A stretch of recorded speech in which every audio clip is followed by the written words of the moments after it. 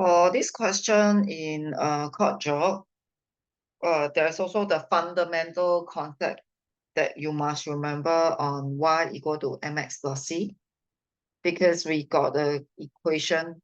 We are given an equation, but the equation wasn't arranged in such a way that I can tell the gradient directly. So if I want to tell the gradient directly, I make sure I manipulate in a way to make one y the subject. Okay, and then so if you look at the question, the first part actually asks you for the gradient of AC. So what I'm going to do is I'm going to apply the same idea like in question 2. So I'm going to reshuffle my equation in such a way that I will have one y as my subject.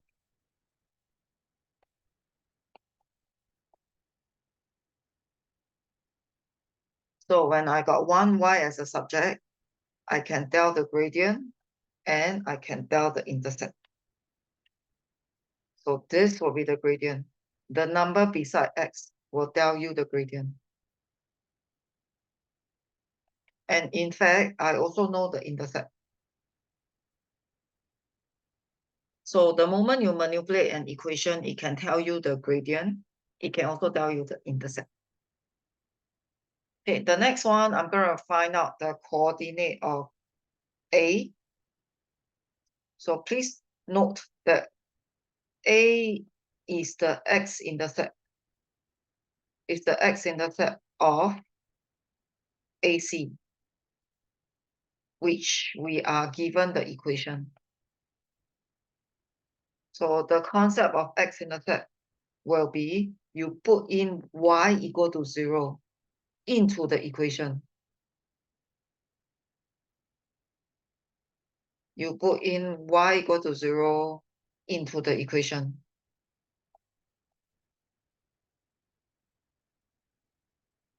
So in this case, my coordinate will be minus 4/5, 0.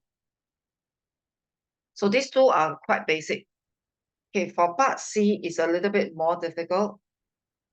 You do need to see that because they are asked to find an angle. So in we are going to apply our idea of trigo, which need right angle triangle.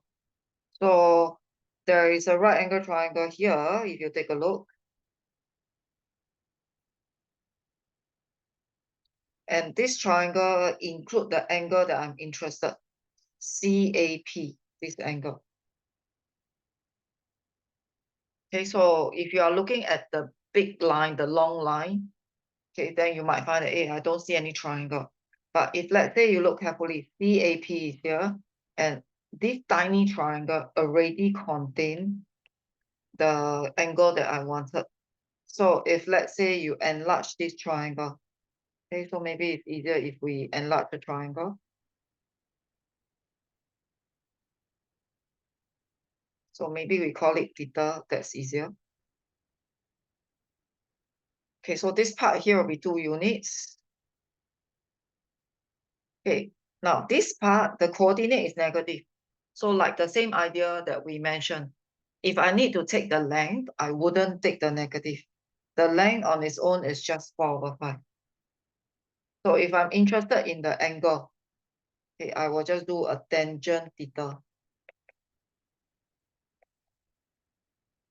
So I do a tangent theta, then I will do a tangent inverse. So if you do a 2 divided by 4/5.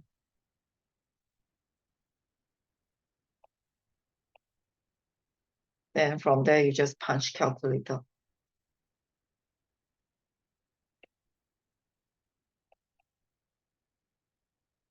Okay, so if let's say you're asked to find any angle during coord job, you do need to look out for right angle triangle. So there's another way of doing it. I can also show you. Like for example, here, we know that this is 4, 0. Okay, we know that the coordinate is 4, 0. So this is a 4, 0. That means if I do something like this, okay, I can get this coordinate. I can get this coordinate because I also form a right angle triangle. So how am I going to get the coordinate? I'm going to put in x equal to 4. The x coordinate is 4. So I'm going to put in x equal to 4. And then I will get a 12. So why am I doing this? So will I still get the same answer?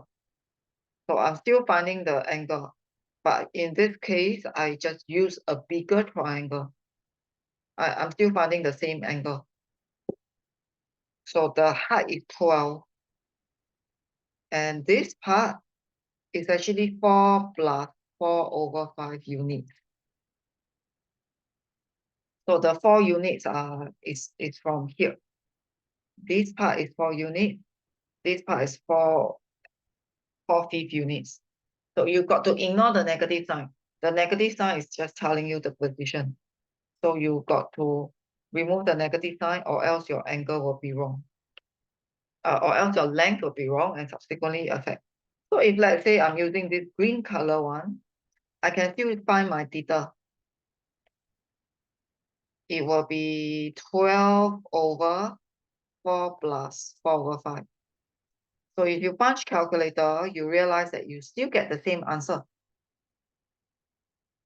You will still get the same answer, no matter if you are using the bigger triangle or smaller triangle.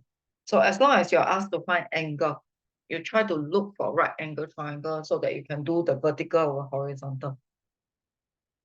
Okay, and then here the next one, I'm going to erase the rest to process to show you the last part.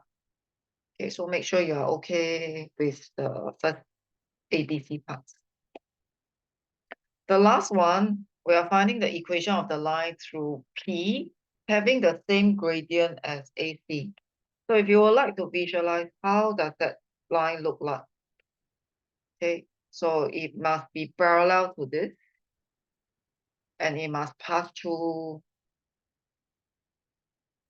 P. So it must be parallel to AC and it must pass through P. So that's how it looks like. So this one will be 4, 0. And the gradient will be the gradient of AC. So just now we already gotten the gradient of AC. So with this gradient and with this coordinate, I'm going to do a mx plus c. I'm going to do a mx plus c. I'll put in this coordinate.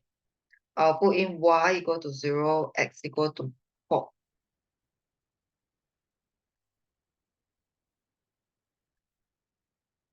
And eventually, this will be my full equation. So the general steps of finding equation, you cannot forget. So we will need a gradient and a point. So the gradient is to replace m. The point is to replace x and y so that we can find c.